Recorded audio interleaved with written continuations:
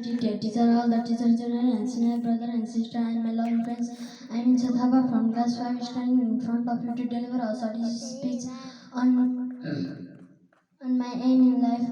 I extend my special thanks to our respected teacher Mohammed sir for supporting me to prepare this speech.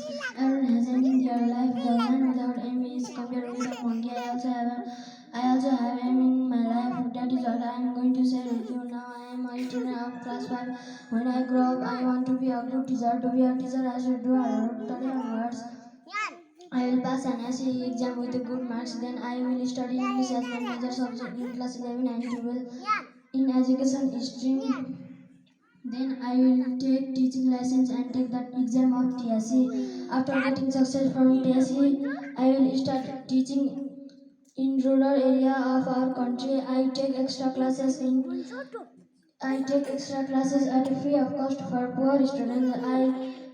I will teach and continue my further study. I always focus on quality education. Thank you. Have a good day.